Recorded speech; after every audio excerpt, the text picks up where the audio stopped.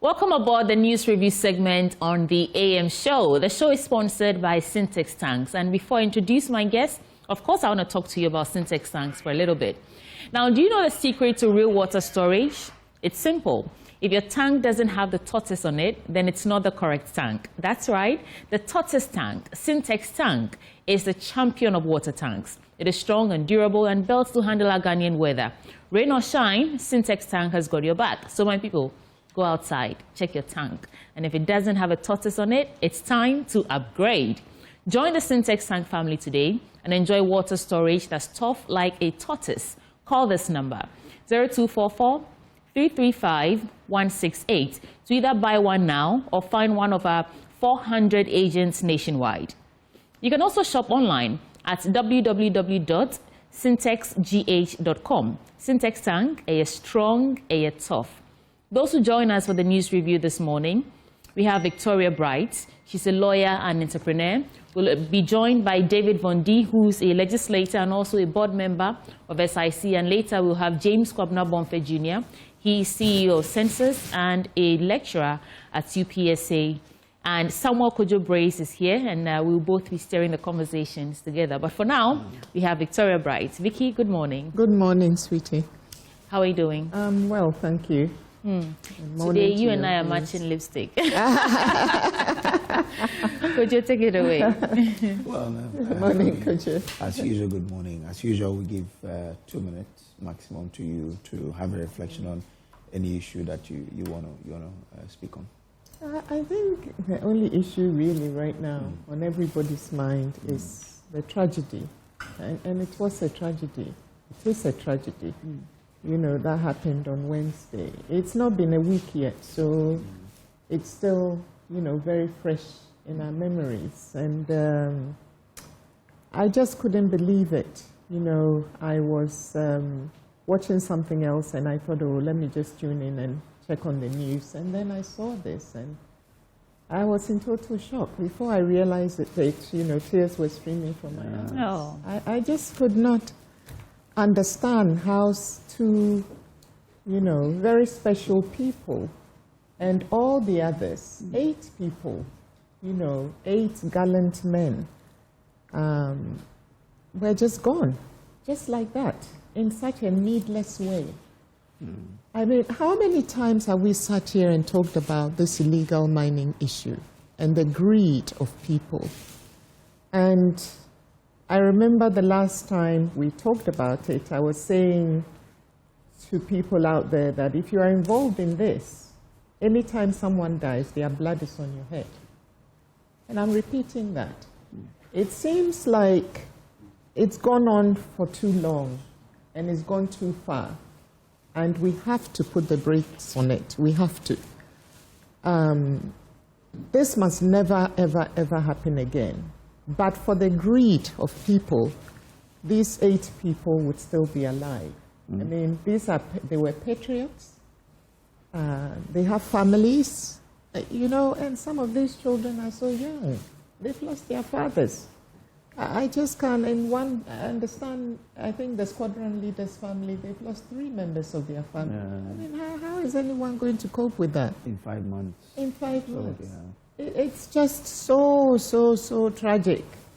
I don't know. So, and if you watch in our news, we brought a story about the one who got married a month ago. Oh. And if you look at the wife, she's shattered. I mean, the young lady, I'm sure, will find it hard to even utter words. If you look at her posture in the video, she was completely 1 month ago. shut. Yes. 1 month ago. And the mother-in-law was saying that, oh, we were here on Wednesday. She was pointing to the spot in the house where they were standing with a young man. I mean, difficult. I mean, very, very difficult for these people. Very difficult.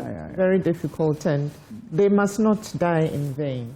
They must not die in vain. This menace, this war against galamsey, and it is now a war, it has to stop. And it's a war that Ghana cannot afford to lose. We must win this war, and we must eradicate these greedy people from our society by any means necessary, legally, of course. I mean, it's just greed. I mean, how much money can you spend in your lifetime? Is it really worth it? I mean, children are being born with deformities. You know, little kids are getting their periods at 6 and 8. You know, I mean, now we're losing people. Remember Captain Mahama, who died? Look at how brutally he was murdered. And all these things are happening, and yet people are just very blasé about it, and they keep going.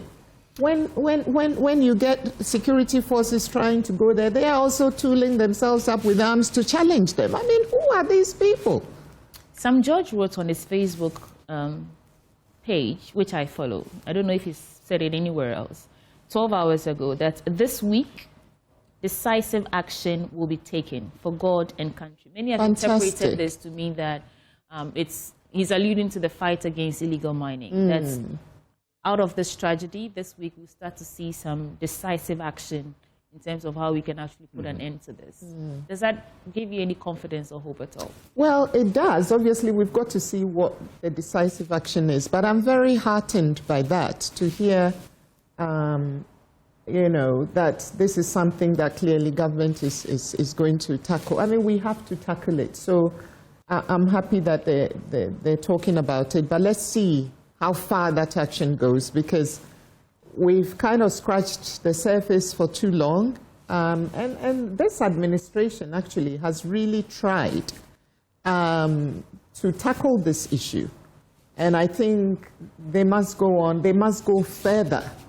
And I think all Ghanaians, all right-thinking Ghanaians will be behind the president and his government full force in getting rid of this menace so that we can have our lives back as a country, and we can have our country back. You know, all the predictions are that we will lose, you know, that water. We might start to import start to import drinking water. And even worldwide, you know, water is becoming a scarcity. And in Ghana, we are so blessed. We are so blessed with river bodies everywhere. And we cannot pollute these river bodies, water bodies ourselves. You know, so I think, I'm very happy to hear that decisive action. I mean, it's open to interpretation. Some are saying it's on the DSTV bit, others are saying it's on the illegal mining. He hasn't specified. In the middle of this But I think the DSTV, the NCA gave them up to the 30th of this month or so.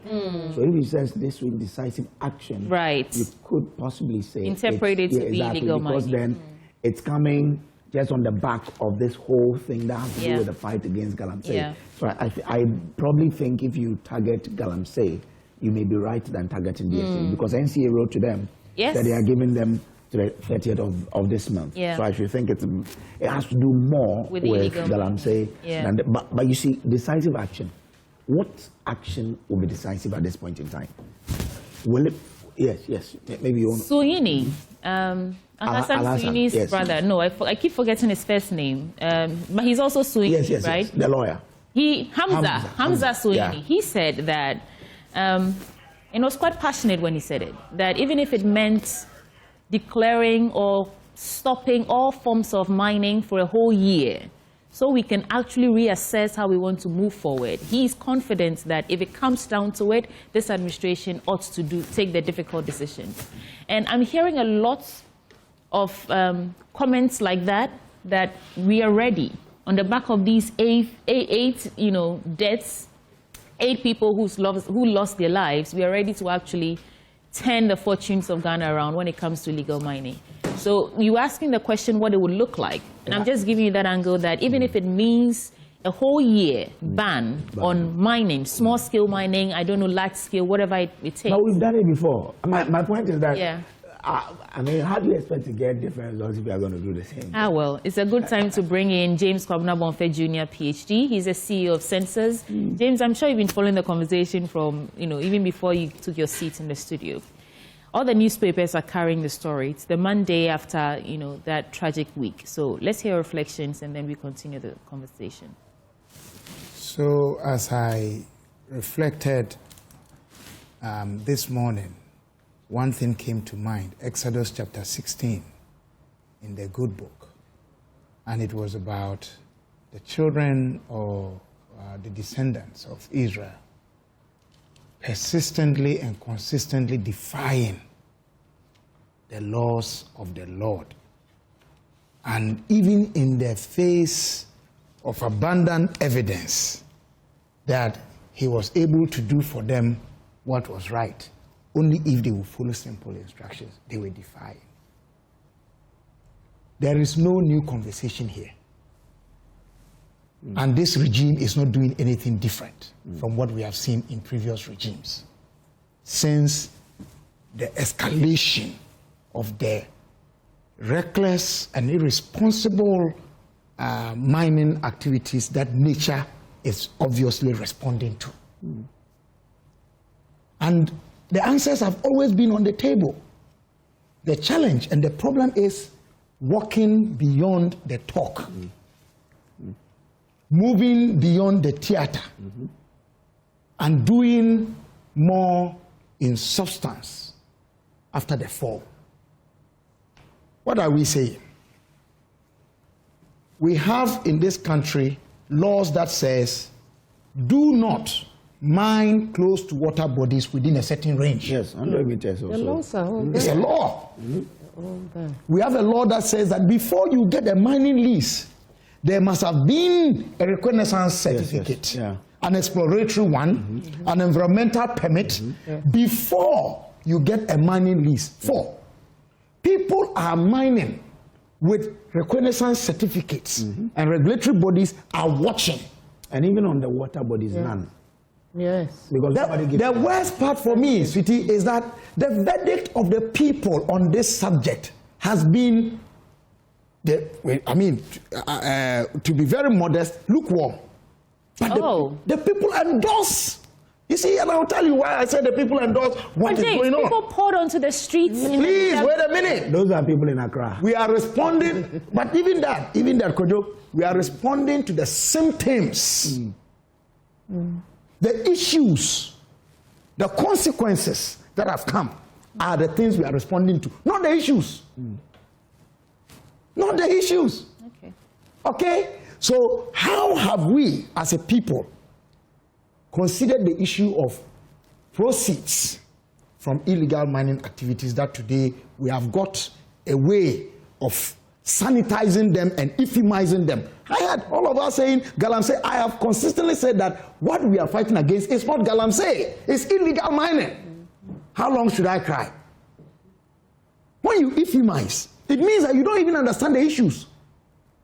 And you are not willing to learn. And that's why I make reference to Exodus chapter 16.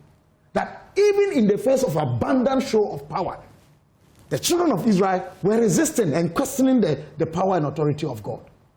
We know that you cannot offend nature and not reap from the consequences thereof.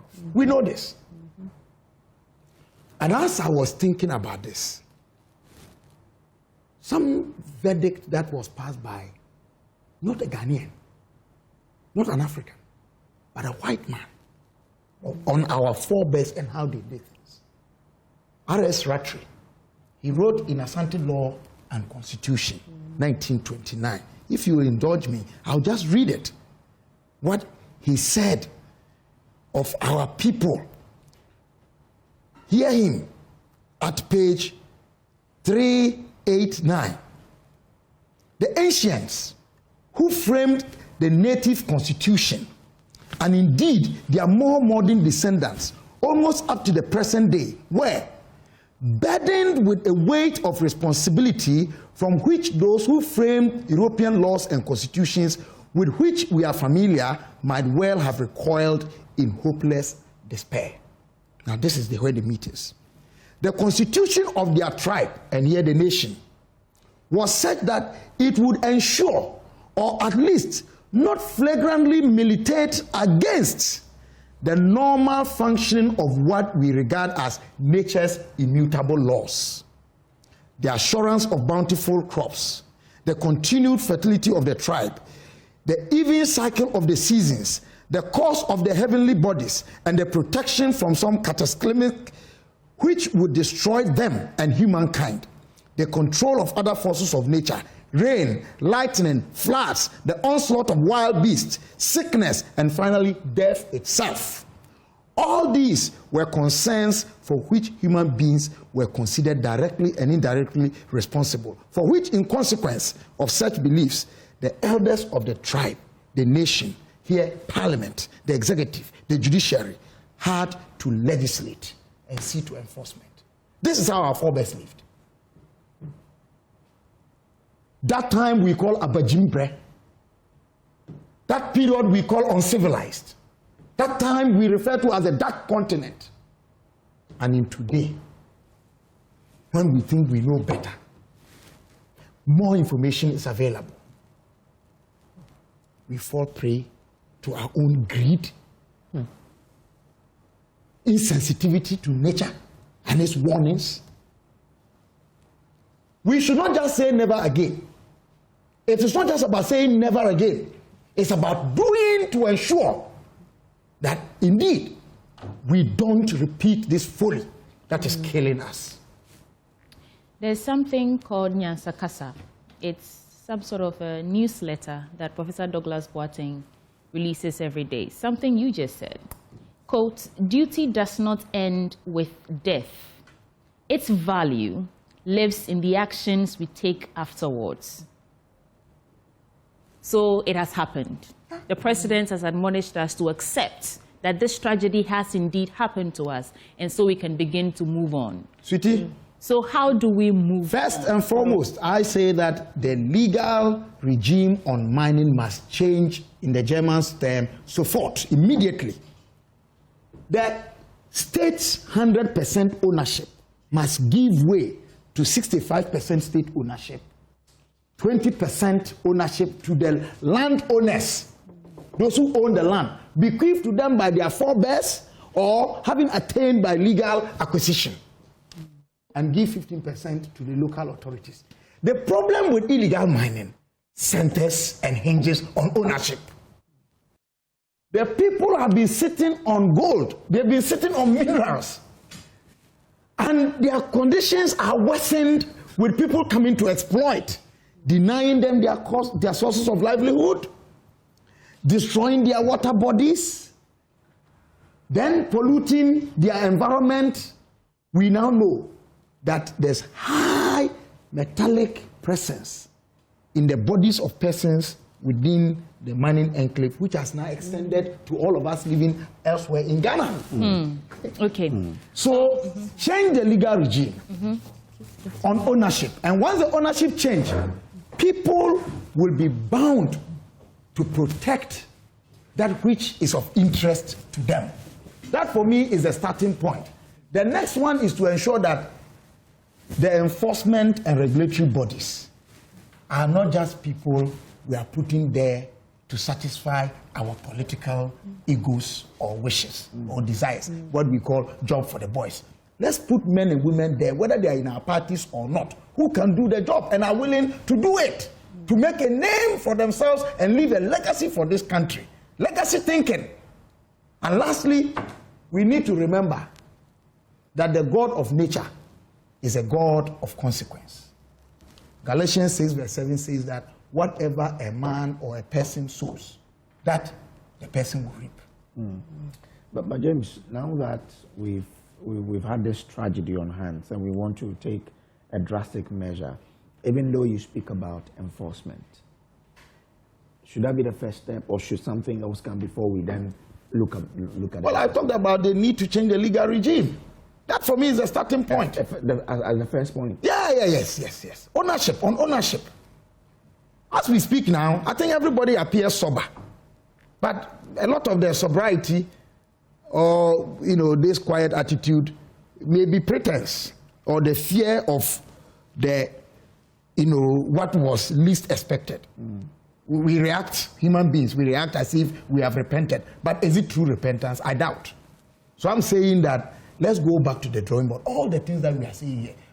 I look back, 2006, we called for a moratorium on mining in Ghana to do a cost-benefit analysis. 2006 is there. If you want to check, I shared an article with you. Yeah.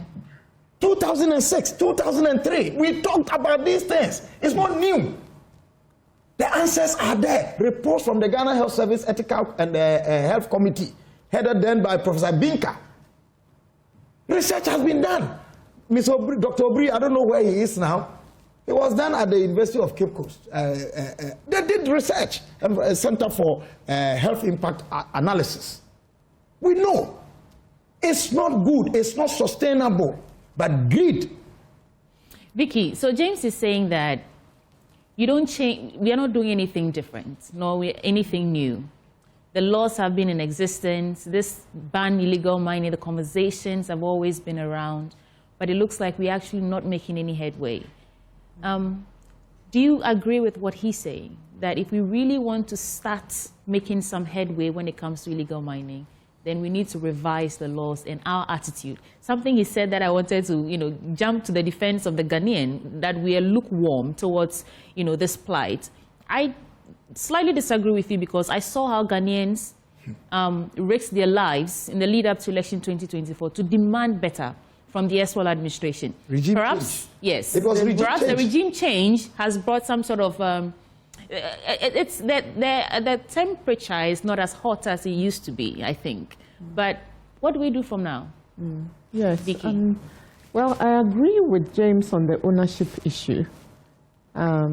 Because I think as long as the government continues to be, all minerals in Ghana continue to be vested solely in the people, as it were, with the president being custodian of it for us all, you will have these kinds of situations. It doesn't mean that whilst we are trying to get there, we can't actually do something about it. Because I believe that government needs to do more. The last administration clearly lost the fight against galamsey and Ghanaians, or illegal mining, and Ghanaians voted them out, largely as a consequence of that and other things. But that was one of the primary reasons. So I see this government trying to do something. They have to go further than they have done. But at least we can see that the will is there to fight. And the will must transcend to decisive action.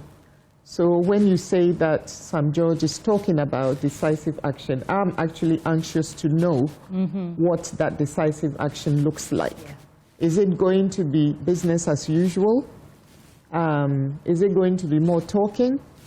Is it going to be taking serious and decisive steps that will mark this moment as a watershed moment for us in our fight against illegal mining in this country? Okay.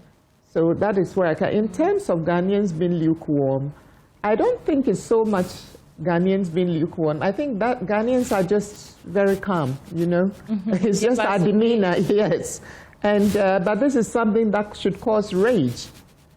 Nobody can afford to just sit on the sidelines and, and all that. I mean, there has to be rage in every Ghanaian to end this thing. And when people in the community see this happening, they should, they should blow the alarm, do something, That's what we are missing, I guess. That's what we're missing, because we are not there in the forest, we are not there in the villages and all that. Unfortunately, some of our leaders there in those communities are also complicit. So I'm hoping, I'm praying that this thing should jolt every Ghanaian's conscience into blowing the alarm if this kind of illegality is going on. Because it may be going on in Etiwa or wherever, but it affects all of us. This morning, we've all brushed our teeth, we've all bathed. You can't use Baltic or whatever mineral water, all of them, list all of them, away, blah, blah, to bath. We all use Ghana water to bath and to brush our teeth. So whether you like it or not, it's affecting each and every one of us. So maybe that is what is missing. Okay. That is what is missing. Okay. Maybe time for us to bring in someone who may be quite closer to the game. The MP for Trifo at Timokwa constituency, Honorable Bondi. Good morning to you. Good morning, my brother. In Gordon Bissell fan to the Nice one. Okay, so I mean, you probably have seen it more closer than some of us have. What are your reflections on this? Well, good morning to everybody. And my friend Dr. Kabila is here. And yesterday, Dr. Murtala and Moniru, they were, laid to rest. It's my prayer that the good Lord will grant them paradise.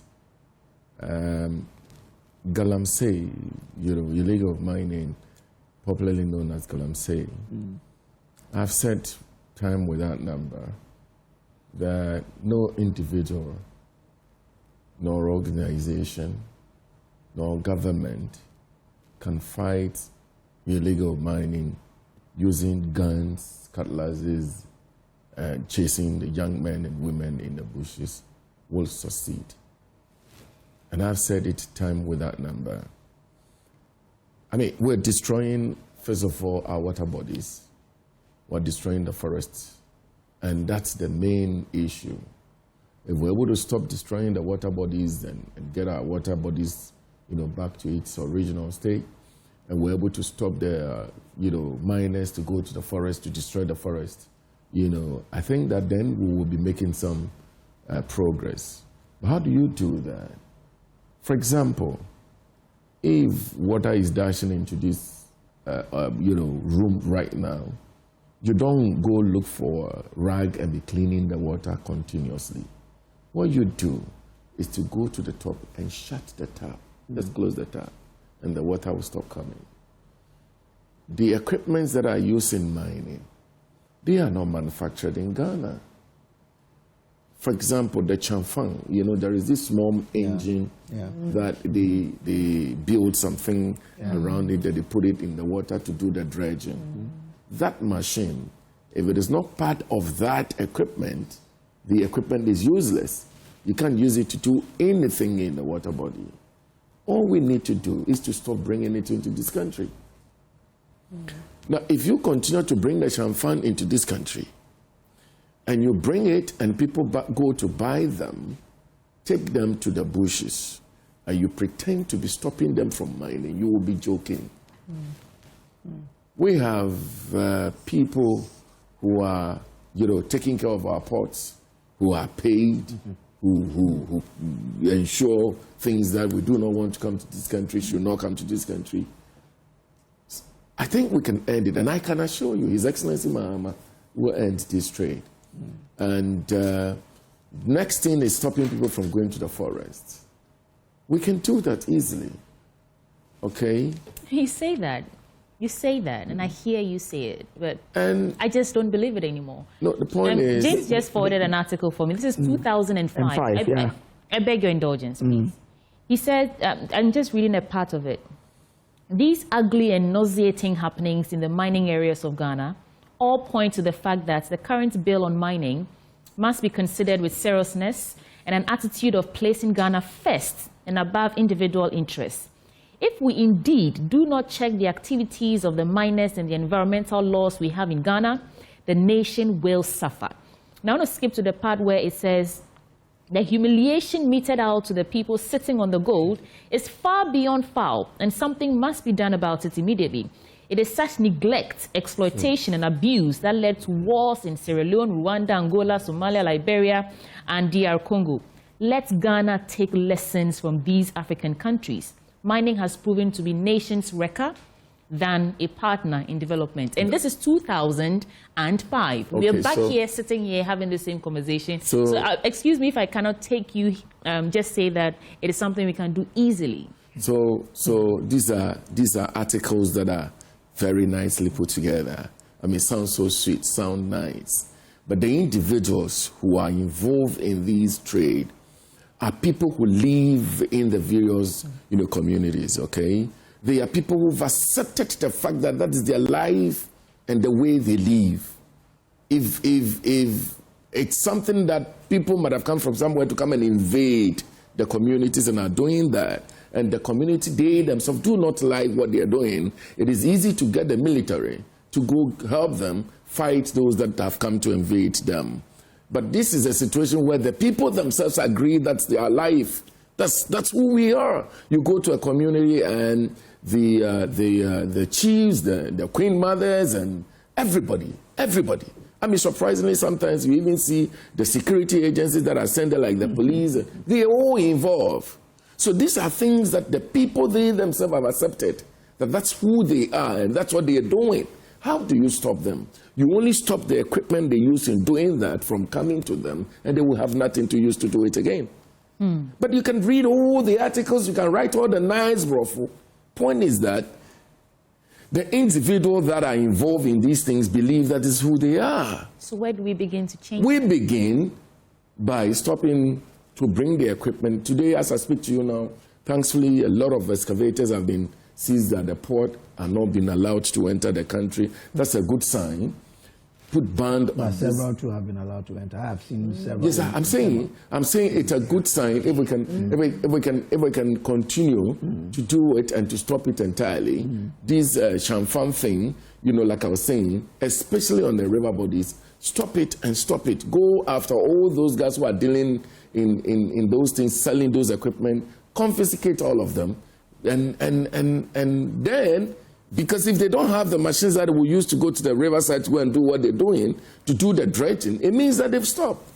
Was there a restriction? I think these are some of the measures that His Excellency Mahama and his team are putting in place, and very soon we'll see the results of it. I think that we lost Major Mahama, in the fight of Galamsey, and nobody, I don't think we got any benefit from it.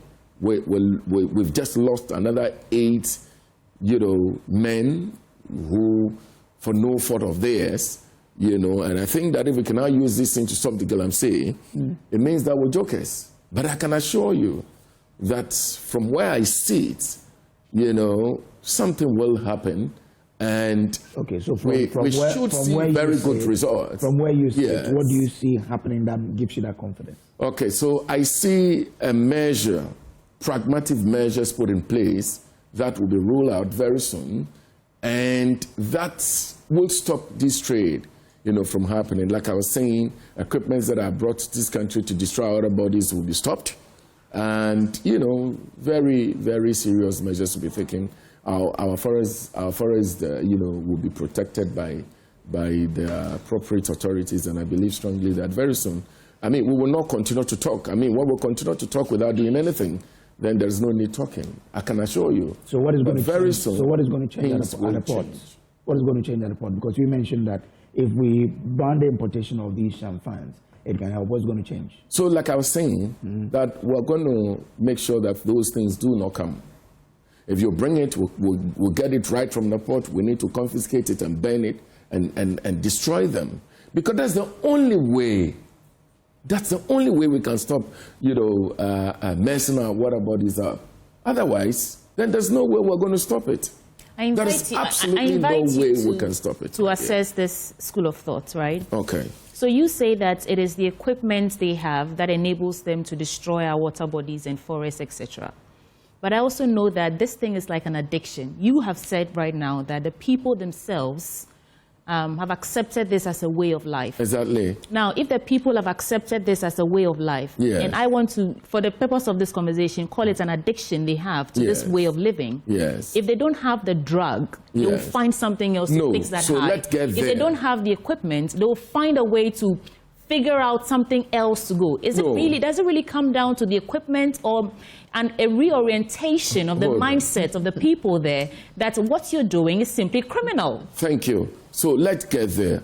Get the equipment out of their hands and let them think of finding an alternative. Then we can tried deal with alternative livelihood. But I'm saying that get the equipment out of their hands, then let them think of getting another way of doing it. Then we can deal with that. But as I speak to you now, like you're saying, the person may be having the hard drug in his hand, the weed and whatever, the tramor and all that in his house, in his hand. He's having access to it, and you say, stop taking it, stop smoking and all that. Yet the person is having the drug. What do? You will continue to smoke. What you do is to get all the drugs out of his hand and say, stop smoking. He turns around, he can't see anything to smoke. He may think differently. Okay. But if you continue to leave the champagne in their hands, you allow the big men and women to bring the champagne into the country. The young men come buy it and take it to the bushes and the riverside, and you tell them not to go dredge the river and destroy it and get what they call gold. Really? I don't think that's a solution. So you see that let Vicky get a word in. So I realize you wanted to say something. Vicky wanted to Vicky, make a point. I just wanted to make a point about the punishment regime for all of this, because look at what people are getting for stealing goods. You know, and these guys are far bigger criminals. I mean, these guys are serious criminals. Let's not try and make it look like, oh, it's not. It's like people don't realize it's actually a crime, you know? So I agree with my brother Kwabna that maybe we should stop calling it galamsey, because people don't actually realize that this is not just a crime, but it's a very serious crime. And let's call them criminals from now on, so that that stays in people's minds. The punishment regime, I believe, should be completely overhauled. And it should be straight imprisonment. Forget the fines. The kind of money that these guys are making, and whatever fine you give them, they will pay it and turn around and carry on doing it. You know, it won't even move. It won't even move the needle by, you know, one whatever. It won't make any difference at all. So scrap the whole fine regime. It should be straight imprisonment if you are caught in this. And I think not just for 6 months or 12 months, it should be like the 15 years that they give to the goat stealers. You know, I think if we do that, that will also contribute together with all the other things that are being done. Because if we ourselves have these lukewarm or lackluster forms of punishment for these individuals, then we are sending the wrong signal out. We must say that this is a zero-tolerance zone. You cannot indulge in these illegal activities. If you do, strict liability, go in for 10 years minimum. And that will focus people's minds. They will now start asking themselves. It's 25 years? Between 15 and 25 years, the one that... But you also have, but you also have the fines. We still have the fines. It's either or both, isn't it? So we should scrap the fines bit, and we should have a minimum term. Okay. Because if you say up to, then there's discretion on the part of the judge. I am saying we should have a minimum term, minimum 10 years, 15 years. And so you have to ask yourselves whether what you're doing is worth 15 years of your life. You know, the punishment has to be so severe. It's like using a sledgehammer to crack a nut. You know, it has to be so severe that you are not confused about how seriously the whole nation and the government takes this issue. Okay. Could you hear right? And one more thing, it should go all the way up. If there are any politicians, if there are any politicians involved, there shouldn't be any negotiation. Everybody goes inside, whether you are in there or whether you are the one up there calling the shots. You should go in there. If the minimum is 10, the maximum is 25, the people up there should get the 25, and those down there should get the 10. The Ghana coalition of the Ghana coalition against galamsey, they communicated on Friday that we should stop calling it galamsey. We should not call it environmental crime. That's how they want it. Call it by its rightful name. That's how they want us to call it, so that people will get that thing. James, let's hear you out now. See, I think that from the conversation so far here on this platform, it is clear that the problem is multidimensional and multifaceted. Therefore, the solutions to this multifaceted, multidimensional problem cannot but also be multifaceted and multidimensional. I agree. We cannot continue to fantasize or theorize the reality of practical problems. My brother Vondi, the truth of the matter is that the people engaged in these mining activities, if you go to the areas, they are mostly foreigners, not the indigenous. So research is clear that from the very old times, mining activities and the mining areas have an influx of non-indigenous or foreigners in those areas. They come with sophisticated weapon equipment, and I'll come to the issue of weapons, and then money. And it has a tendency of creating warlords, which is what our national security should be mindful of. Yes, that is warlords. If you read the article, and I'm chief executive of Youth for Action Ghana, which is now Rise of Youth and Disability International. We did thorough research.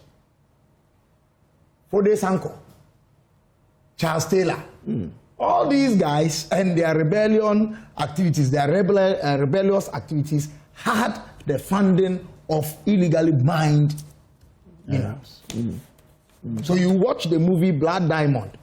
Yeah. It is an incident of a real story that happened in Sierra Leone, crossing over to Liberia. So the point, not to cut you, but recently when the forest in Western region, Wasa East, was invaded by the military, we're told that there was a link between that and what was happening in Boko. If you remember. Thank you. And then the Wagner group in Burkina Faso, there is a chain. You see, people who engage in impunity and acts of rebellion would want funding.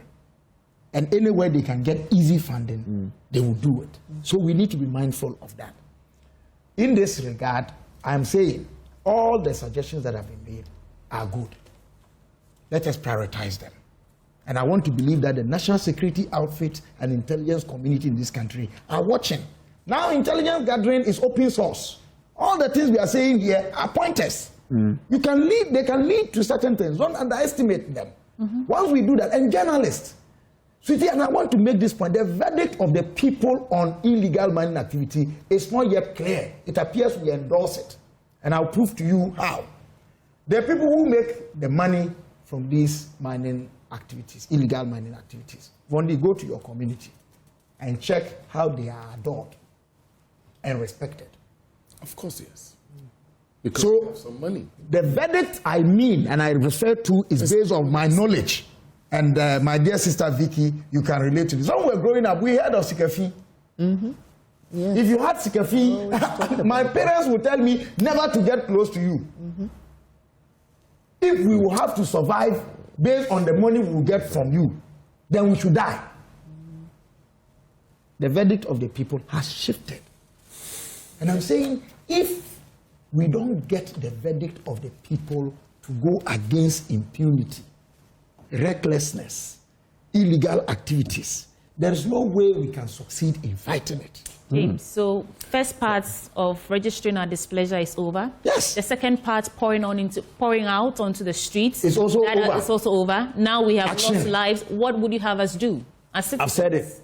Pour back on the streets? No. How do we demand? As for the pouring back on the street, let me tell you, 2024, it was not about any anti-illegal activities. It was clearly about regime change agenda. Haven't you seen that the energy has gone down? It died out. It was about change. Those are the insincerity, acts of insincerity that we must overcome. But that's politics, no? And it's cheap politics. It's not politics. There's type of politics. Politics is life. We must do the right politics.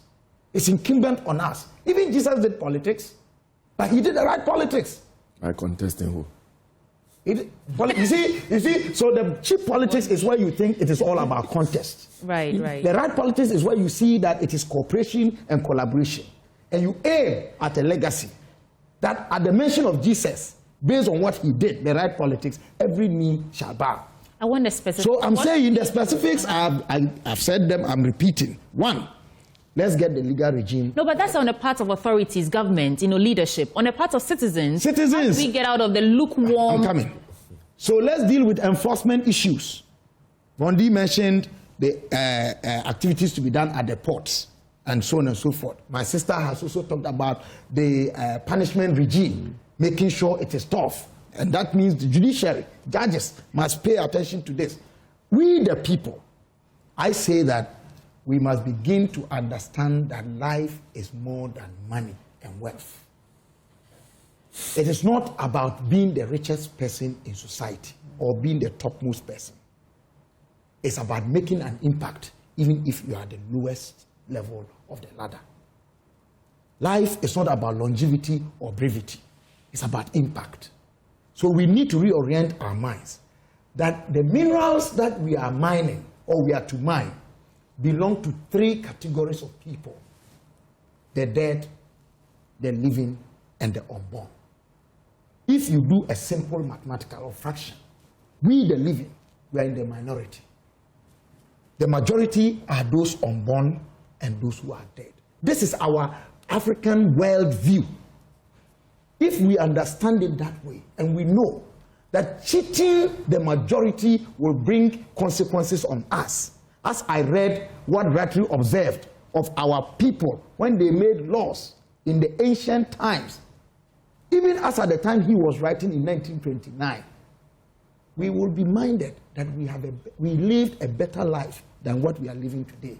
So we are better than this, and we can be better than this. Let us talk and not end at talk, but go beyond the talk and work indeed. While I don't like blame games and the rest, sometimes when we revisit this conversation, I cannot help but think organized labor failed us at some point.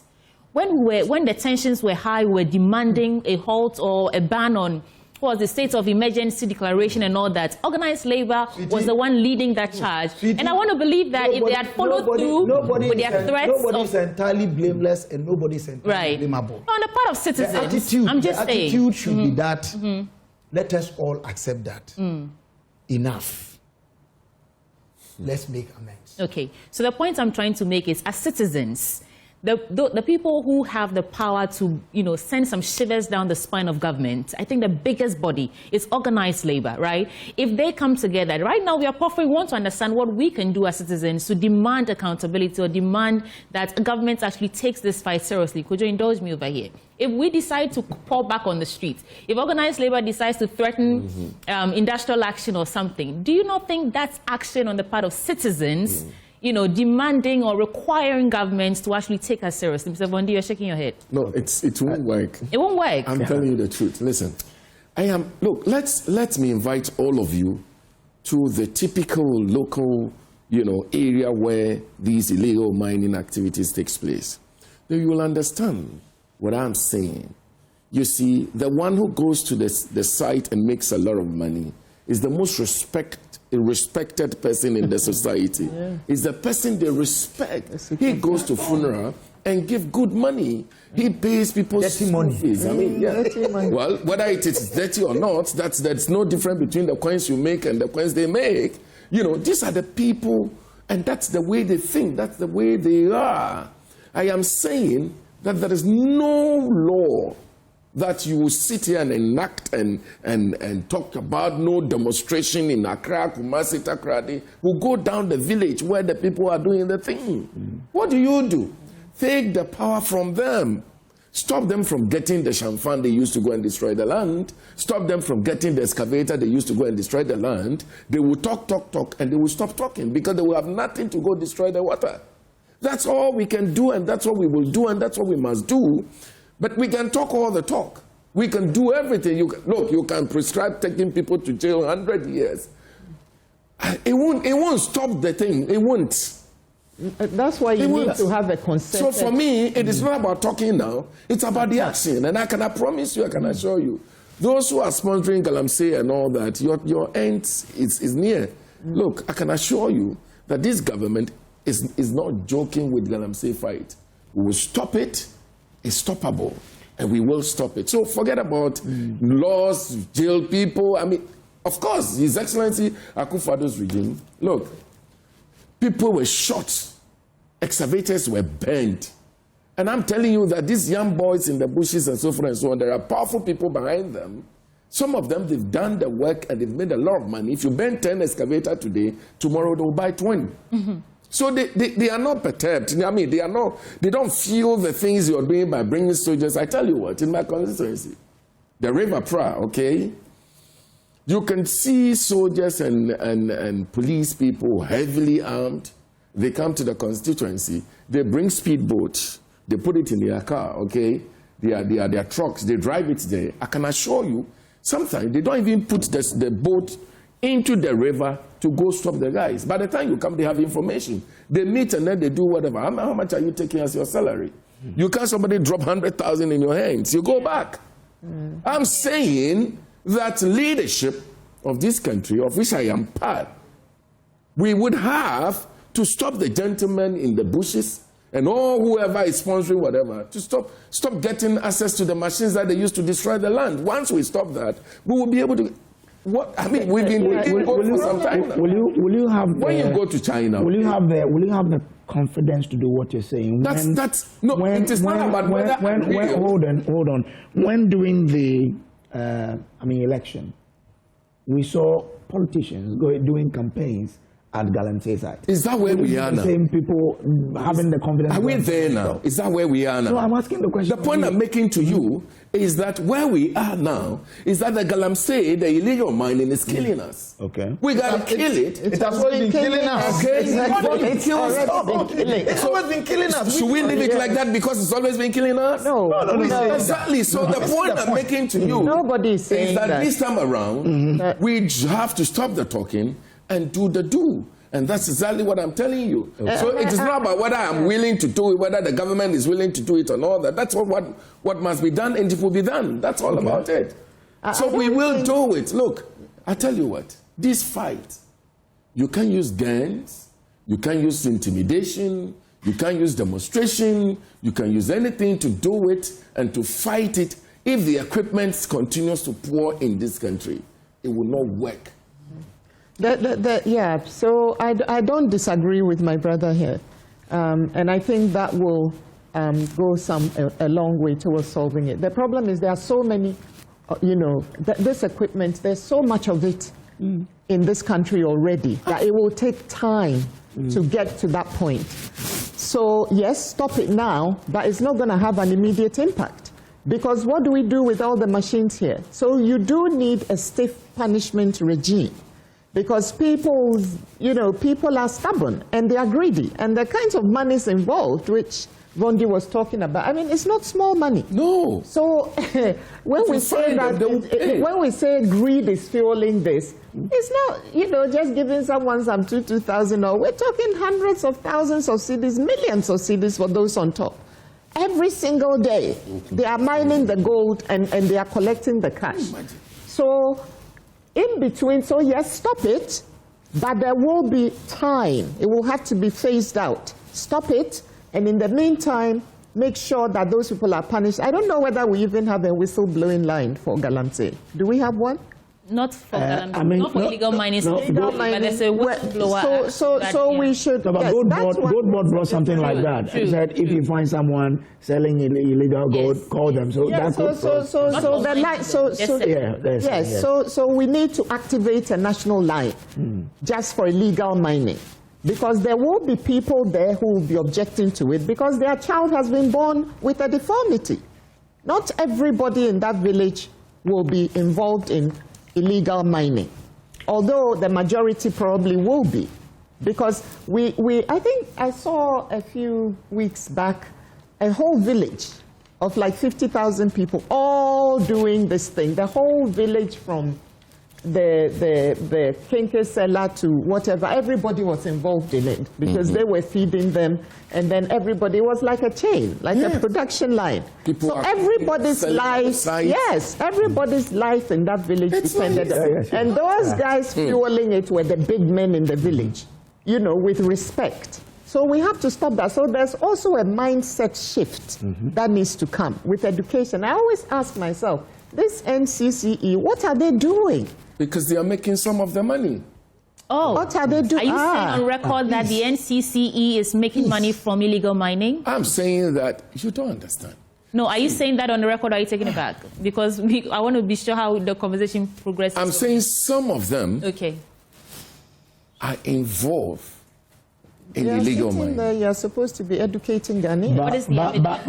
But again, isn't it the same way that some politicians are being sponsored by? I'm saying that even some MPs. I'm a member of parliament. So it is not a fight that we can just talk about just like that and get out. I'm telling you the reality on the ground.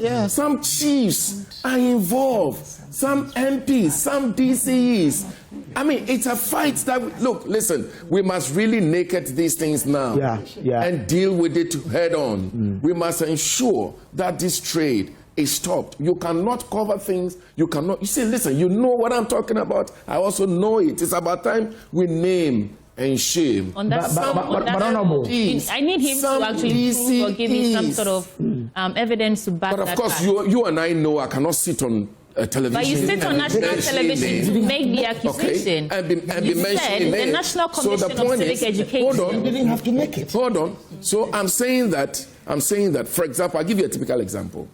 You cannot say that there is an DCE, appointed by the president, who is sitting in a constituency, and they are doing galamsey in your constituency. They are doing illegal mining. Illegal, hold on. So it is the same thing now. I mean, that's the name we know. Illegal mining. It's wrong. So illegal mining in your constituency, you drive through, you see it every day, whether you make money from it or not. Once you see it, you're not able to do anything about it. You're part of it. Yes, you're part of it. I have to say, though, that we cannot independently verify that some NCC members... See, let's stop dressing this... No, you see, we're on national television. There are rules and the way things have to go. Okay, so let's do that. Yeah. With all humility. And if we talk out of anger and passion, we might complicate and compound the problem we're already having on our hands.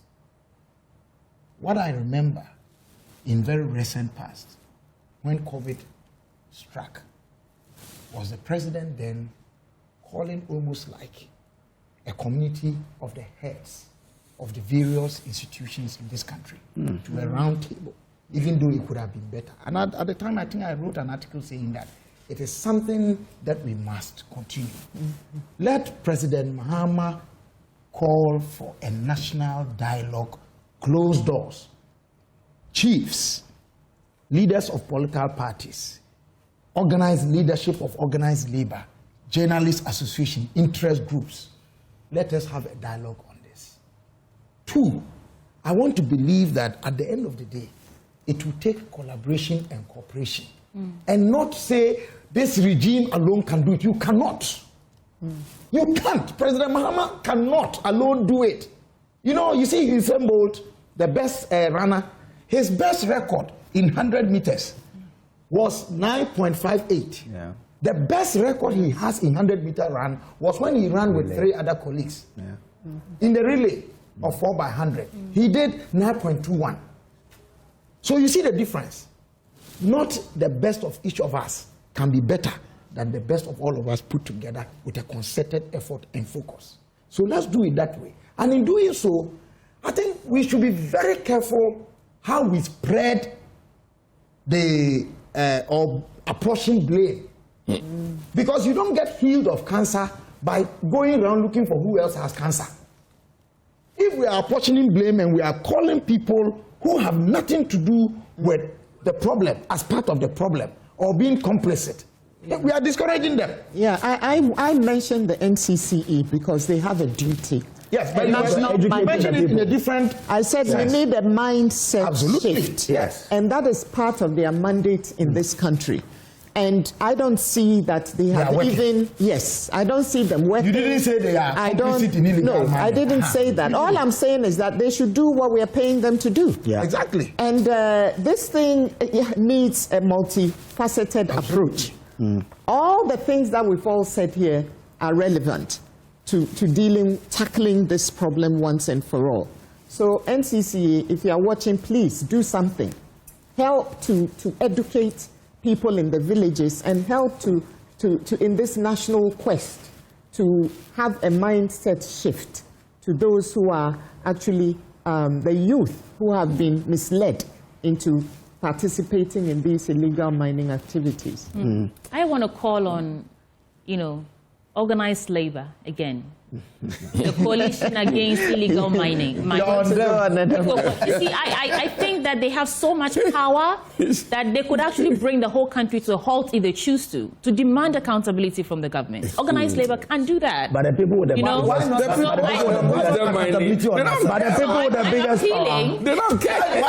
with the biggest power is those in the communities. Yeah.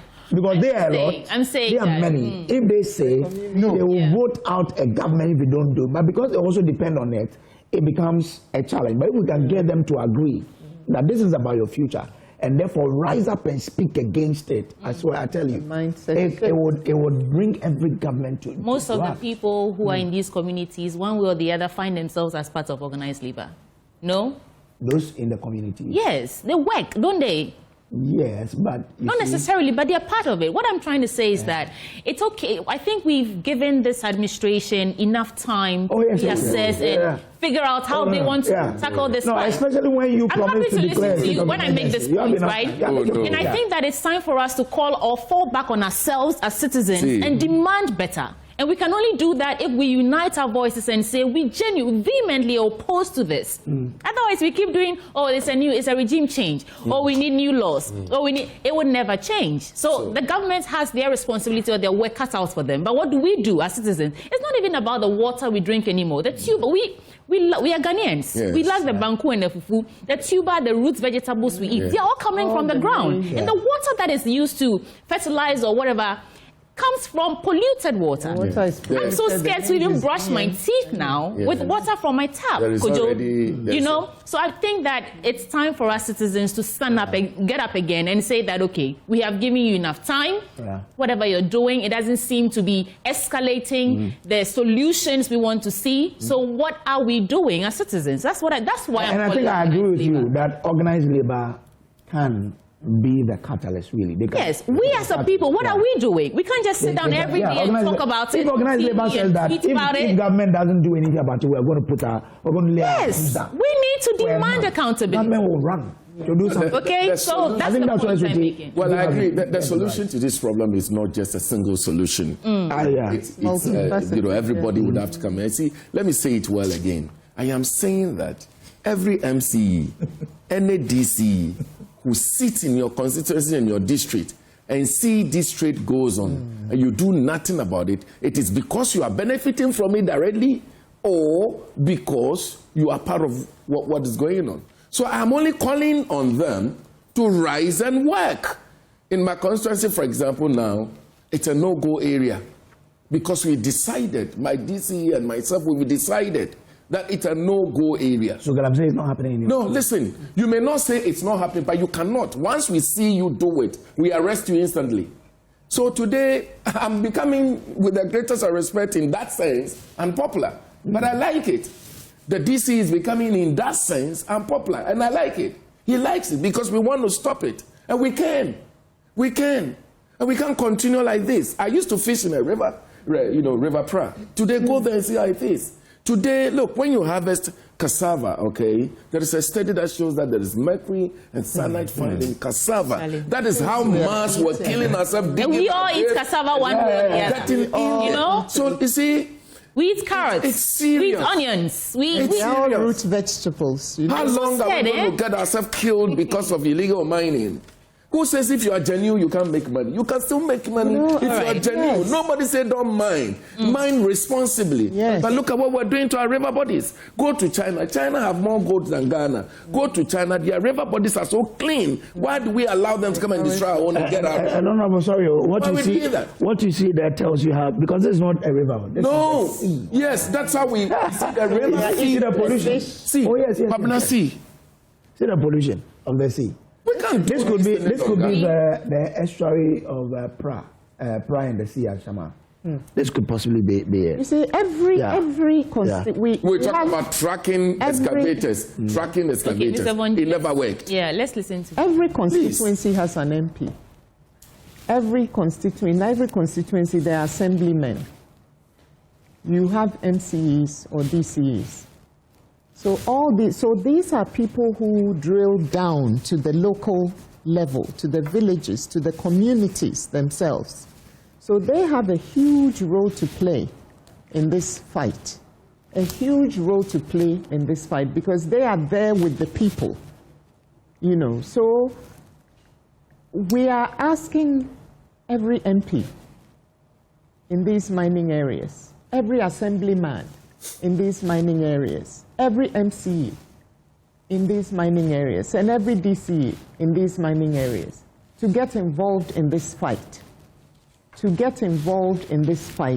and help government and all of us, citizens, Ghanaians, they included, to tackle this menace. Because while you are collecting the money and all that, your child is drinking the water, your child is bathing with the water, your child is brushing their teeth with the water. You know, we are all eating the banku and the fufu and all that. If the banchi and all that is polluted with mercury and cyanide and all sorts of things, I mean, where does that leave us? So even the perpetrators themselves are not exempt. Oh, some of them can import water. But you can't import water to bath. Well, to drink at least. Yeah, but they're importing the VOS and the rest, you know. Yeah, I heard that when the planes land these days, a huge part of what they bring is water now. Yes, but the rest of us, but this is hearsay. This is hearsay. You still have to bath. Whatever you do, you can't escape it. As long as you live here, unless you don't live in Ghana. But James, that brought you out of your pensive mood. My remark on the water bit. Let's get into the newspapers now. And you want to say something? I mean, I think that as much as we want to be light about things, we should be careful not to be seen as trivializing part of the conversation. That's all. Okay, so on the Ghanaian Times newspaper, I mean, all the newspapers are carrying the story of the tragedy and the aftermath, but let's get into it. Sierra Leonean president touches down to commiserate with Ghana. Murtala Mohamed Muniru Limuna remains laid to rest at military cemetery in Accra. Nation in pensive mood as thousands grieve victims of helicopter crash. On the Economy Times, financial markets remain stable despite Ghana's national tragedy. GRA, NIA standoff over debt claims. Maritime stakeholders fear severe impact on cargo clearance. And BOG recorded 50% dip in remittances value as CD appreciates. Kojo, what stories do you have? Well, I have the custodian, and it says Ghana bids farewell to Murtala and Muniru. Ghanaians hail Asomdwehene Bawumia as he consoles Mahama over chopper crash tragedy. Jospon boss pays tribute to helicopter crash victims. NAPO urges support for bereaved families of rotorcraft victims. And stop galamsey to honor helicopter crash victims, Tony Edu to Mahama. And when we interviewed Tony Edu, he said the president should just deploy 3 battalions. That's how he puts it. Deploy 3 battalions and give them the necessary support. They will end galamsey. He says in in 3 weeks or so, he says the 3 battalions can do the work, but we are just not deploying them.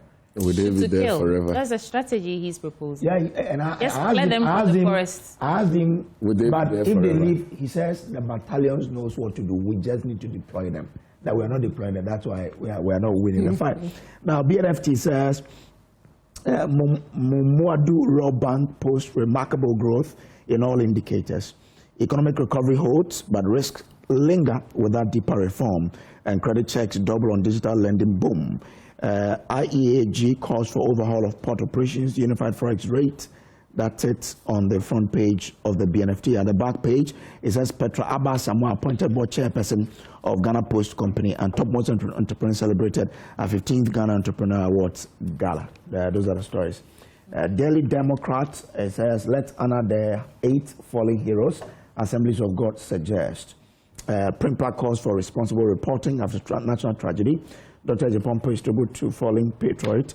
Murtala Muniru buried yesterday. Snip mourns with families of fallen heroes.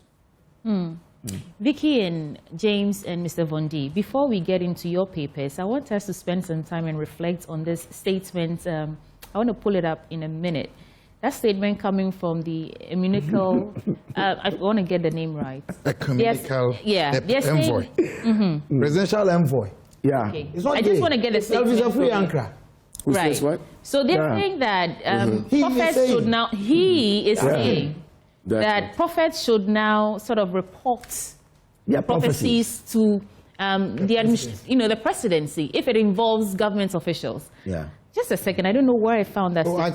You can find it for me. And so, for me, Kojo and I were discussing this morning that they want to regulate prophets and prophecies in the country now. Mr. Bondi, where is this coming from, and what does it do for us? I have my personal view about prophecy. I remember, I've forgotten the quotation. Okay, I found the statement now. Please, let me just read a bit out for our audience benefit. So, strengthening spiritual partnership for national direction and heal. Hopefully, they'll put a statement on your screen so you can follow.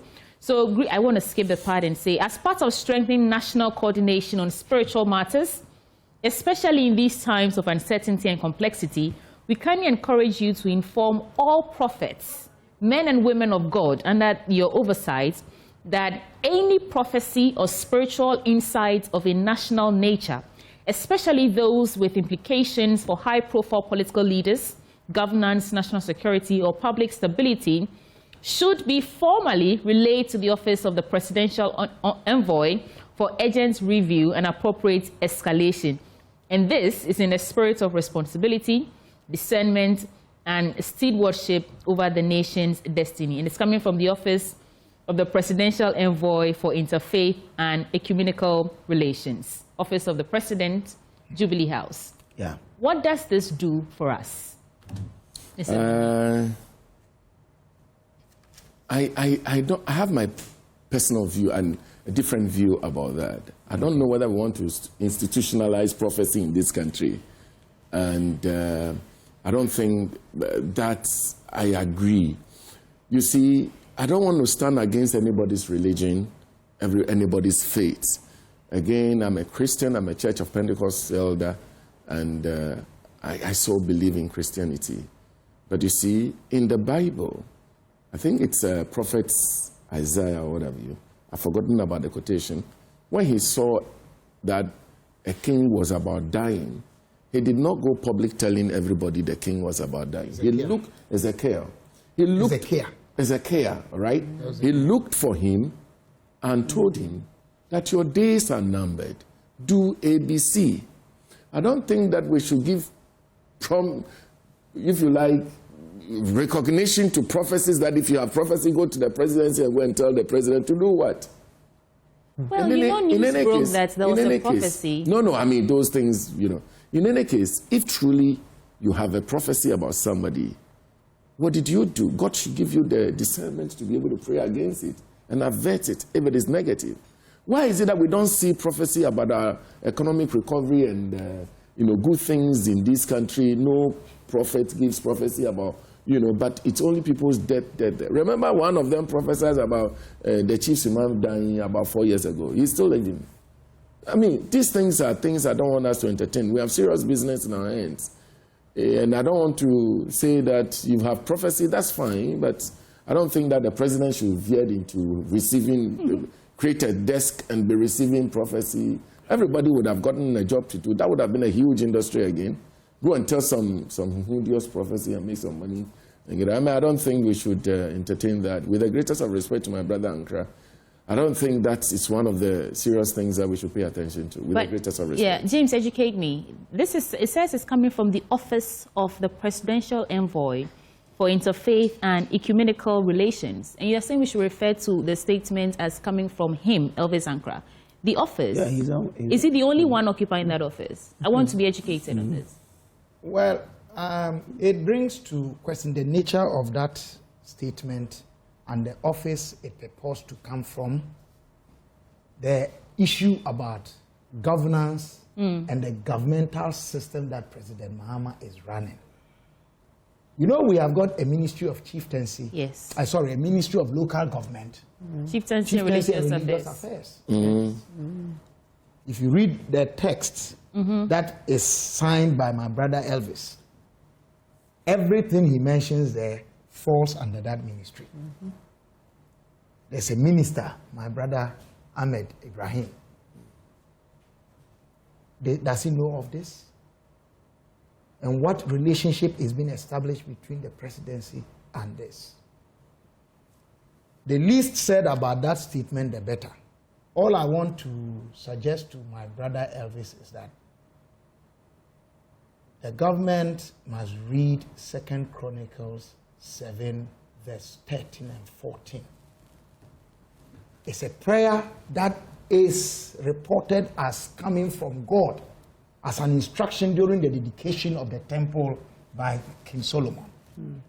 The key word there, if my people who I have appointed will turn away from the things that I've instructed them against and come to me and pray, I will heal the nation.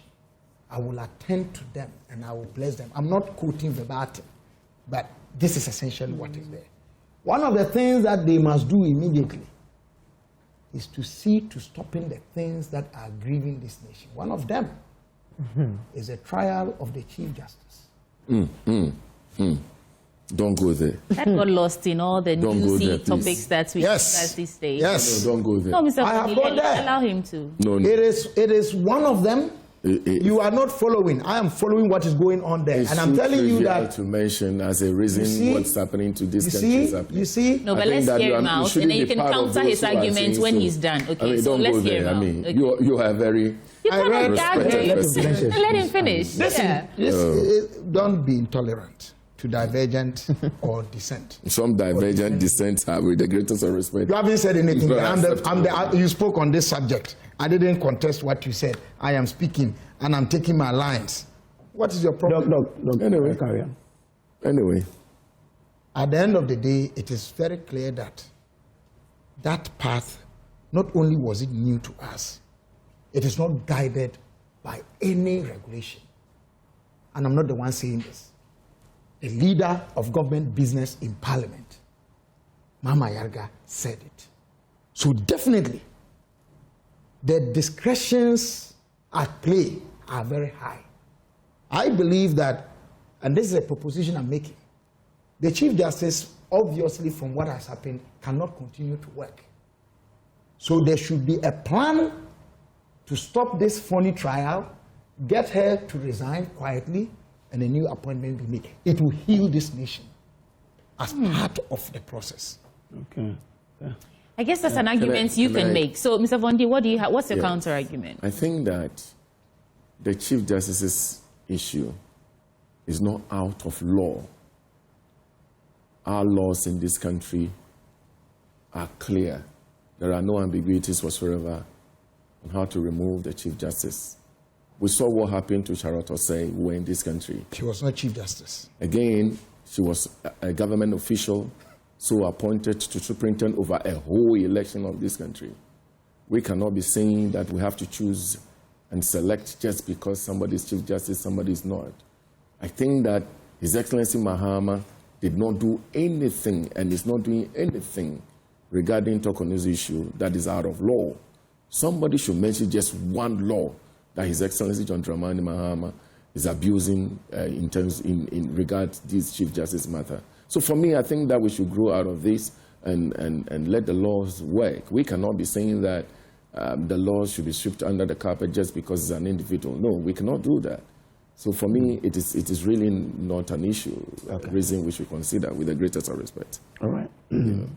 Vicky. I think I'll start with this Office of the Presidential Envoy for Interfaith and Ecumenical Relations. Actually, I had no idea. I encountered that word. I had no idea we even had this office. Yeah. I didn't know of its existence. I think he's the first one to occupy it, right? But I thought that the ministry for government, chieftaincy and religious affairs. I thought that covered all the religious, issues that we have in this country. So I was very surprised to see this letter. I don't see how you can regulate prophecies. I don't see how, because when God gives you a prophecy, God tells you how to release it and all the rest of it. If it's something that can keep, then, I guess you can write in God who is giving all those whatever. Yes. And if it's something that can't keep, then you say it. I don't know what, whether it's a knee-jerk reaction to what's going on, or whether this is something that has been seriously thought through over some time, a period of time before being released. But it's, we have real problems in this country. And so I'm very, very surprised to see this. And but we've all had issues with some prophecies, right? Yes. Isn't there we have a way to sanitize the sort of prophecies? But you can't sanitize it from the presidency. Okay. That's the problem. I agree with you. There are a lot of quack prophets out there. There are some genuine ones out there. And you know, some of the bad ones are so good with this psychological thing that they are actually the ones who get the minds of a lot of our people, sadly, vulnerable people. So I do agree that there has to be some kind of sanctioning of some of these prophets. But as to regulating it from the presidency, I mean, surely the presidency has a lot on its plate. Things that are pressing, things that we must deal with right now before we go into these kinds of... In fact, I don't know of any country where prophecies are being regulated. So maybe, I mean, I don't know all the laws in this world, but if there's one we want to know about it, maybe the viewers can tell us if they know of any countries that are regulating prophecies. But no, we have more serious problems to deal with. Okay. Well, let's bring into this discussion Bishop Dr. Samuel. Okay. So, we have the man himself, Elvis Ankrah, with us on the line. Grateful to you, sir, for joining. What's the goal behind that particular directive you issued? The directive or request.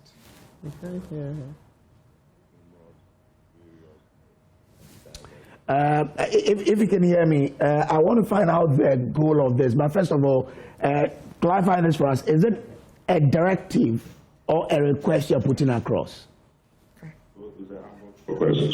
Oh, a humble request. Okay. And what's the goal of this request you're putting across? Okay, so since the unfortunate incidents of last week, we've all seen various video clips, TikTok, YouTube, of diverse prophecies of various kinds. Some of them are very frightening and very scary. And when you go behind, or even on air, most of them claim that when they see this, not have access to people in government or government. When they turn out of faith, don't have you'll be happy. Forgive us, your line keeps breaking a bit, so we're not able to follow you well. So if you can start again and probably position yourself a bit better for us. Hello, can you hear me now? Okay, yes, clearly. Okay. I am saying that most of us are aware of various and diverse video, audio clips, TikTok, etc., of various prophecies of all kinds since the unfortunate incidents of last Wednesday occurred. And most of them, when we go behind the scenes or even on air, they say that when they see these things, they do not have any means of getting in touch with the individuals concerned or the government officials. And so we decided that it was important that we create an avenue and a channel to be able to manage some of these things because a lot of them have serious security implications. So we're saying that every man of God, prophet, pastor has every right to prophesy about any and everything they choose to. There's no problem about that. But we are humbly requesting that issues that have to do with the president, the vice president, senior government officials, and that have security implications, and emphasis on that. And so let me just read what we wrote. As part of strengthening national coordination on spiritual matters, especially in these times of uncertainty and complexity, we kindly encourage you to inform all prophets, men and women of God under your oversight that any prophecy or spiritual insight of a national nature, especially those with implications for high-profile political leaders, governance, national security, or public stability, should be formally relayed to the office of the Presidential Envoy for urgent review and appropriate escalation. So we're saying that the normal everyday prophecy is no problem, but I use this example. Can you imagine if a prophet gets up in America and says, Air Force One is going to crash? multimedia, you are very sophisticated. Can you tell our listeners what will immediately happen, the kind of actions that will trigger? So we're saying that we don't want to get to that point. So we humbly are asking that if anybody has any vision, dream, etc., revelation of any such kind, they should kindly direct it to these contacts, and then they will be engaged. It will be weighed and assessed. Now, there is a scriptural basis because we are dealing with largely the Christian faith, because that is where the prophets come from. Okay. If you look at 1 Thessalonians 5, verse 20 to 21, the Bible says, "Do not despise prophecies, but test us all and keep what is good." Again, you look at the Bible, 1 John chapter 4, verse 1. The Bible says, "Test the spirits," because there are many, many, many types of spirits. Okay. Again, So you say you will review these prophecies. How will you do that? Oh, there are teams of very experienced, learned. In fact, the Bible actually encourages review. I don't know if you have a Bible there. Maybe if I read it, somebody who's manufacturing, if you can kindly get your producers. So you read for me 1 Thessalonians chapter 5, verse 20 to 21. Can somebody kindly read it for me, please, respectfully? Okay. 1 Thessalonians 5. We'll pull it up, but is that how you're going to? You're going to first. It is 1 Thessalonians 5, 20 to 21. That's the verse that. Okay. Yes. But is that? So you are saying that it is in that context that you're going to review them? I beg you, can you kindly read it for our listeners? I beg you, please. Okay, we'll get it done quickly for you. We didn't come into the studio. Okay. It's on your phone. Okay. Okay, so lawyer is reading for us. Yeah, lawyer. Do not treat prophecies with contempt, but test them all. Hold on to what is good. Good. Thank you very much. How do you? Yeah. What a mechanism? So that's what the Bible says. Are you okay? Yes. So how do you Okay. test them? And then 1 John 4, 1 says, test the spirit. How do you do that? Okay. And then 1 Corinthians 6, 12 says, all things are lawful for me, but all things are not beneficial. So what it means is that within the context of scripture, there is way, it's even when there's a war. Okay. So when The sound. Oh, your line has gone bad again. We're having a good interaction, but your line has gone bad again. If you can reposition yourself, I'll be happy. Please, what was the last thing you heard, please? Okay, so you were from 1 John. I mean, that's where the line started misbehaving. Okay. So I'm saying that 1 John says we test the spirits, and 1 Corinthians 6:12 says all things are lawful, but not all things are beneficial. Okay. So there's a way. There are seasoned men and women of God. It seems that weighs those things. We look at it based on the scripture, as the scripture has advocated that we should do. And then if you have to be called, you'll be called, you'll be spoken to. What did you see? What can be done about it? Behind the scenes, quietly. At the end of it all, if you look at the statement, we are urging the Christian community to pray. But whether it's prophecy, whether it's a vision, whether it's a revelation, at the end of the day, everything begins and ends with prayer. So we are urging the Christian community. God reveals something to you. It even puts a burden and responsibility on you. The Bible says God reveals to redeem. So the fact that God has revealed something to you means that God wants something to be done about it. And what best can be done about it is prayer. Oh, so you have the right men and women to help you analyze the prophecies to determine what to do next, right? Oh yes, more than enough. So that one is not a problem. Okay. It's not a problem at all. Yes. And the person involved, if need be, would also be involved, either by phone or will invite you or any other means by which we can engage. It's a constructive engagement. It's not, any negative. Okay. Yeah, you want to? Yeah, you ask him directly. Okay. Are you involved in? Kwabna, you sound a bit far away. You sound a bit far away, Kwabna. Okay, I'm asking you if you are involving our traditional spiritualists.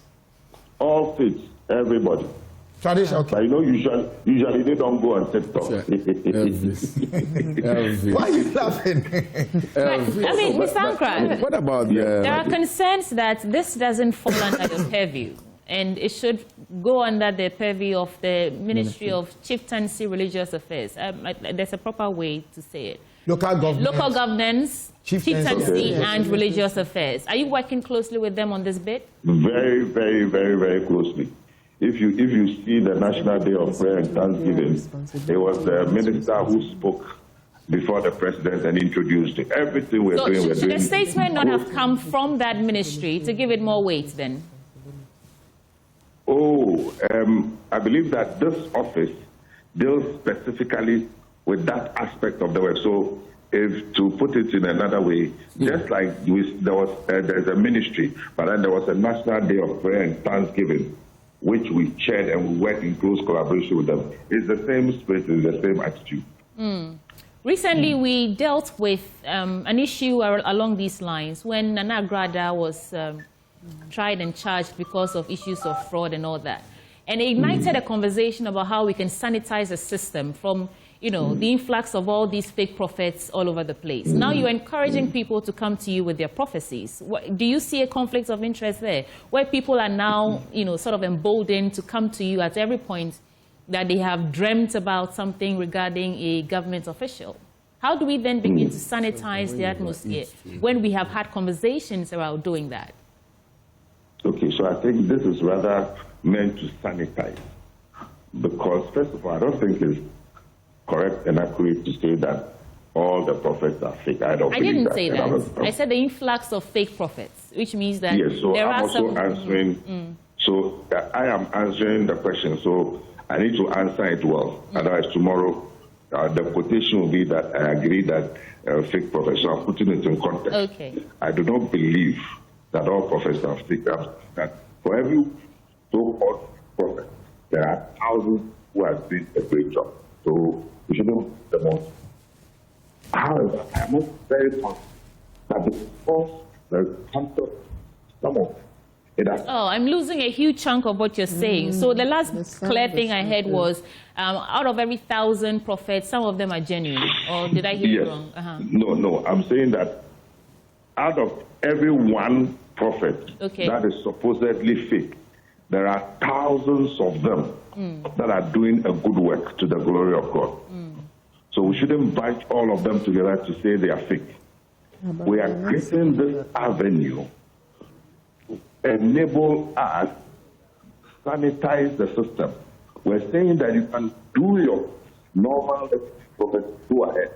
But things that are buried, the 10%, and government officials that have a very sound. street. You need to cut it.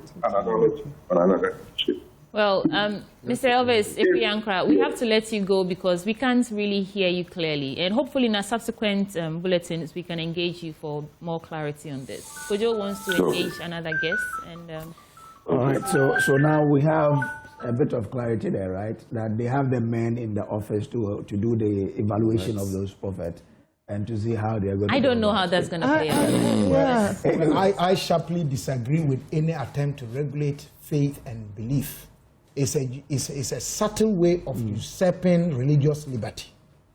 Okay, all right. I'm very mindful of that. But okay, I'll come to you for you to have your bite on it. But you know, there was a prophet who was given some sort of prophecy about Dr. Omane Boama and the fact that he wanted him to be brought to him. So let's watch that briefly, and then we'll bring in a bishop. Minister for Defense, the friend is saying, Omane Boama, maybe I have a very deep message for him. And maybe Minister Boama, the new video will be our friend. Again, the prophet will join. Amen.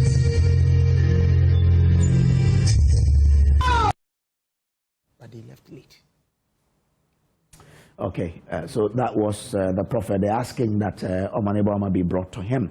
But with the late of Omani Boama, let's bring in Bishop Dr. Samuel Noy Mensah.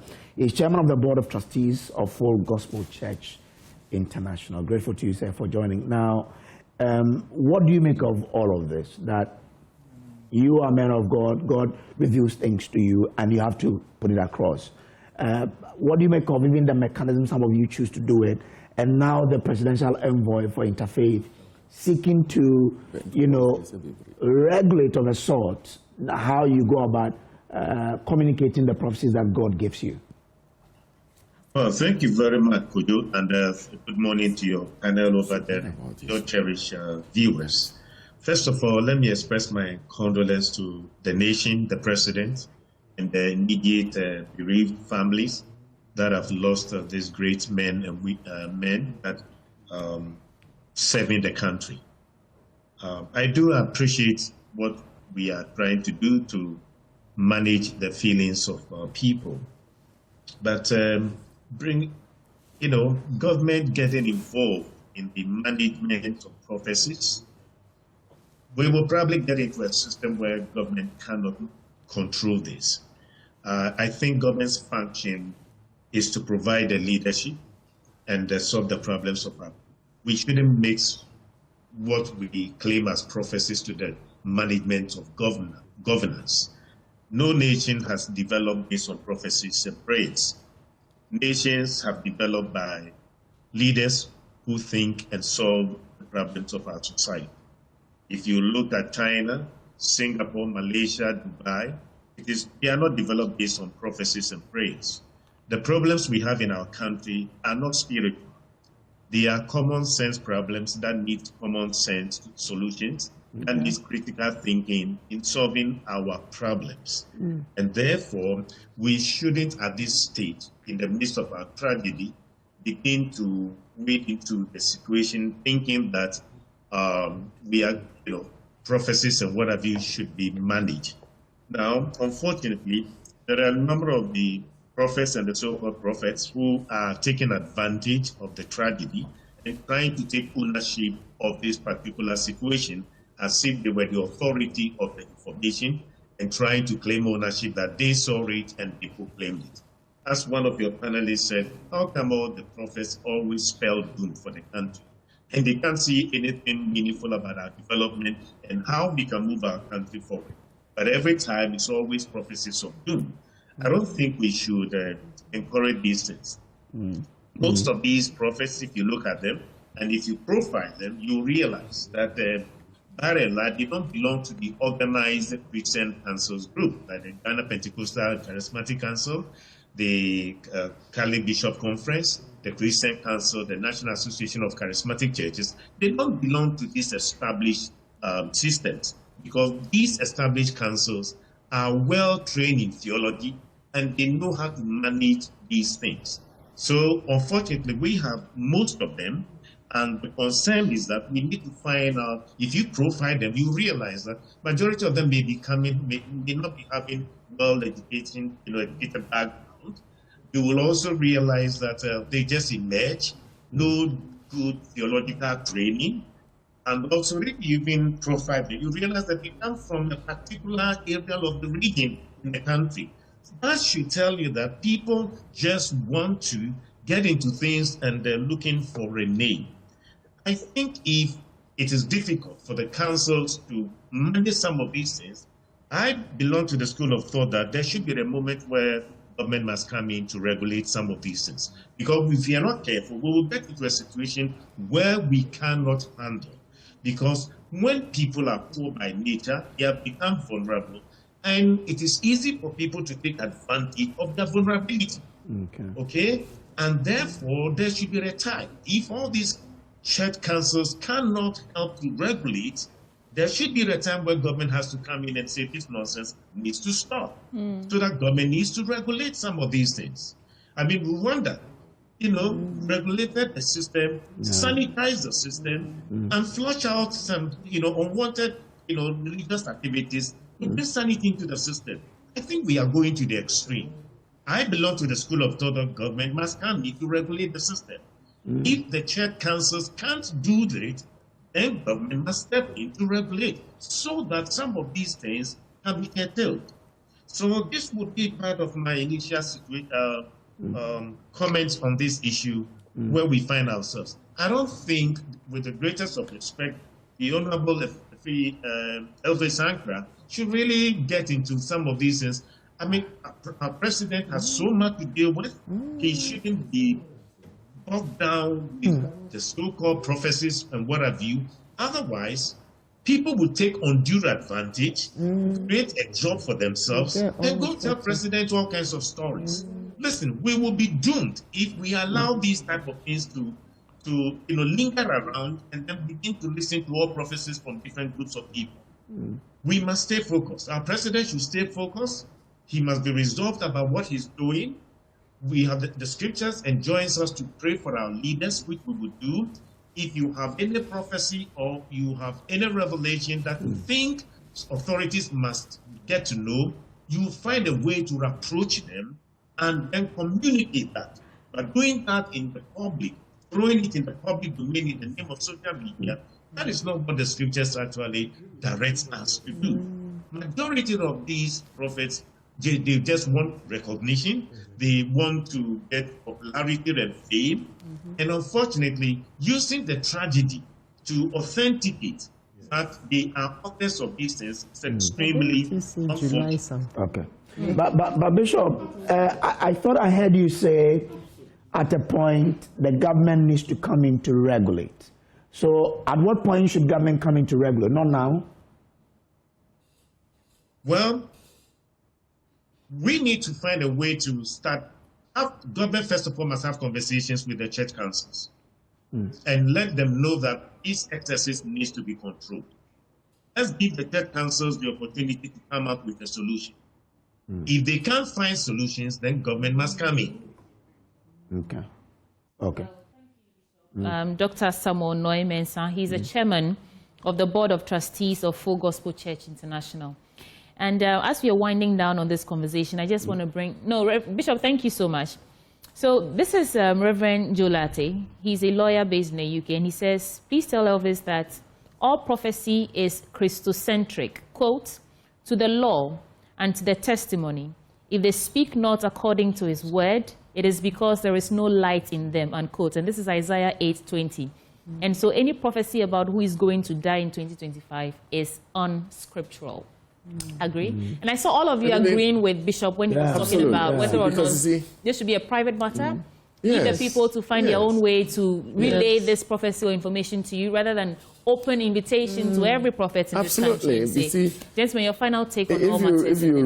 If you read Isaiah 38, verse number 1 down there, you see how all these things are handled. You don't go public, talking about it for everybody to know you are the champion.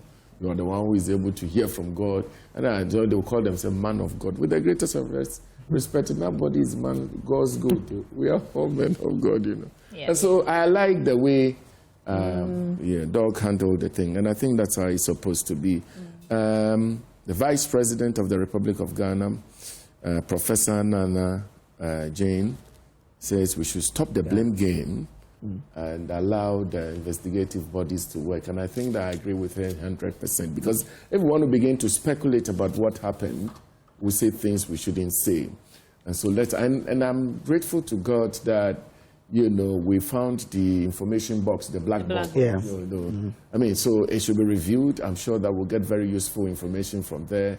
And then we'll be able to get proper conversation on this particular, matter. But if we continue to speculate, I don't think that will help anybody.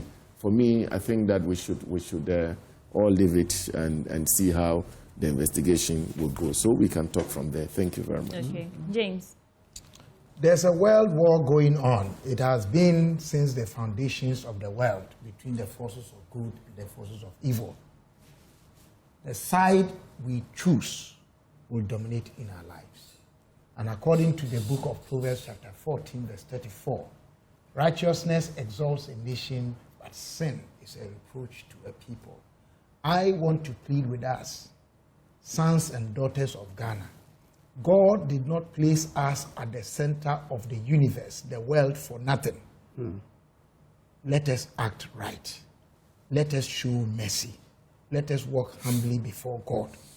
And He will be with us in all our troubles and our trials. In the end, we can come out of this better and stronger. Our differences should make us stronger and greater than divide us.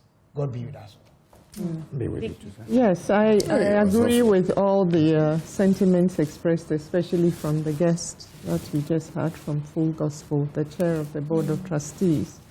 And I also believe in prophecy, and I believe that God reveals to redeem.